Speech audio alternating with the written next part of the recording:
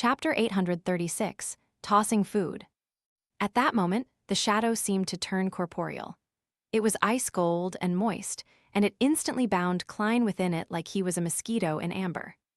Klein's figure was squashed and compressed as he regressed into a piece of paper, rapidly turning into mush. Paper figurine substitutes. Having sensed the danger ahead of time, he had made timely use of paper figurine substitutes. His black-robed figure appeared on the other end of the dining table as he opened his mouth, producing a bang sound. At this moment, Klein's mind suddenly turned adrift as he found his surroundings blurry and unclear. He instantly understood what was happening. He had been forcefully pulled into a dream. And with this, he determined one point: his abnormal ability of maintaining his lucidity and rationality in dreams had already solidified and become one with him. There was no need to use the gray fog to do so.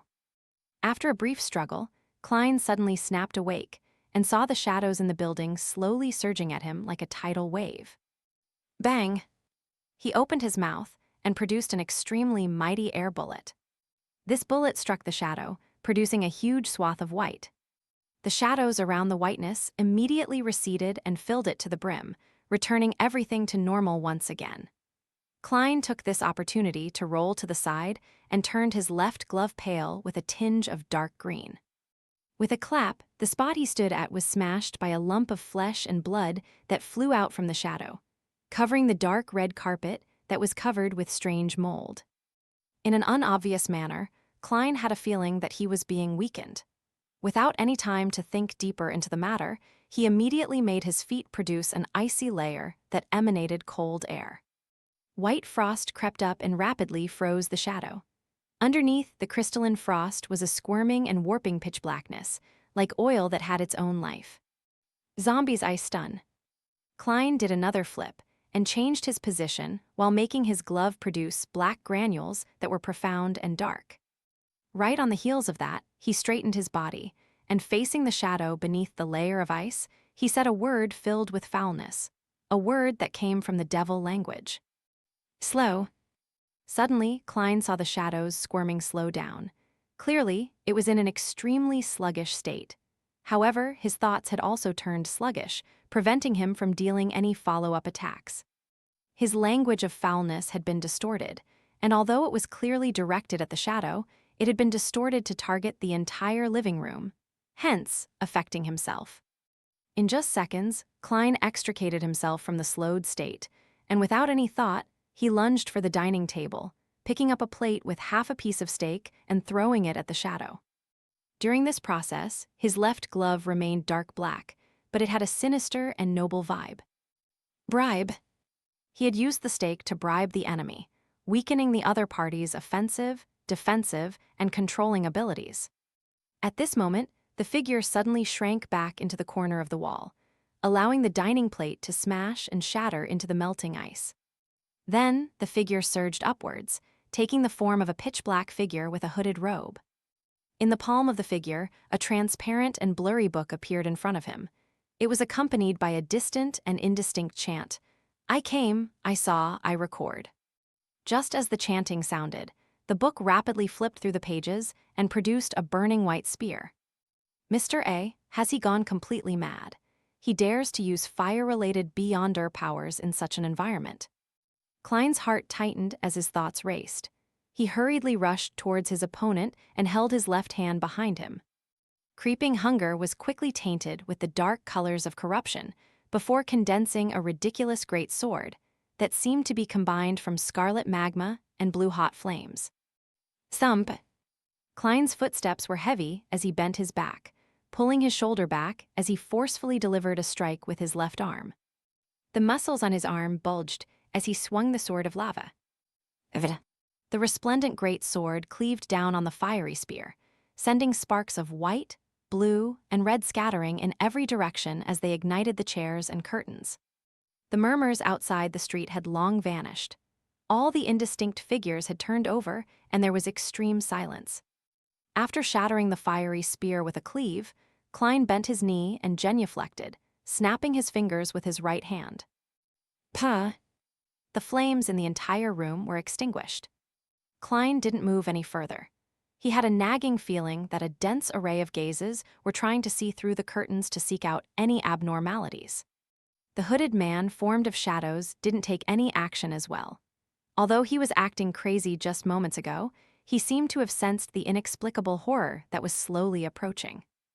In the dark room with tiny hints of crimson moonlight, Klein was genuflecting while the other was standing close to the wall. It was as though the two of them had turned into stone statues. In the unbearable silence, time passed by abnormally slowly. All Klein did was count 10 seconds, and it felt like an hour had passed. Finally, the beast-like growls sounded once again in a staccato, disjointed manner, and the indistinct figures outside began walking again, returning back to the streets. Almost at the same time, Klein obtained initial control of his target's spirit body threads. The hooded man's actions of pouncing forward instantly turned sluggish.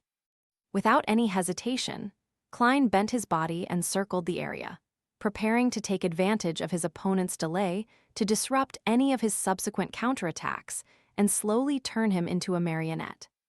At this moment, his nose suddenly felt an itch as he couldn't help but open his mouth. Itchu! Klein sneezed and lost his control over the spirit body threads. Furthermore, his throat began to hurt as mucus began to take form. He had caught a cold. He actually caught a cold in the intense battle. After suspecting that his opponent was Mr. A, Klein had actually been wary against a demoness's ailment based on his past experience. When fighting Mr. A, he had been placed at a significant disadvantage back then. But in a battle that didn't give him time to think, he had made a mistake. His constitution had long weakened due to the plague from the actual demoness, Panatia. He had no way to wait until the marionette conversion completed. He didn't even have a chance of obtaining a deeper level of initial control and use air bullets to deal a lethal strike. Itchu! As Klein sneezed, he rolled away. Meanwhile, he switched creeping hunger to the Baron of Corruption state and attempted to use his distortion powers to reduce the effects of his cold. Of course, thanks to his bribe from before, his condition wasn't too serious. All it did was affect his control over the spirit body threads and not make him incapable of fighting. While rolling away, Klein noticed from the corner of his eye that his opponent was leaving his shadowy state. The hood slipped backward, revealing a face that looked beautiful like a female. It was none other than Mr. A. This Aurora Order Oracle had actually managed to survive this long despite the harsh environment.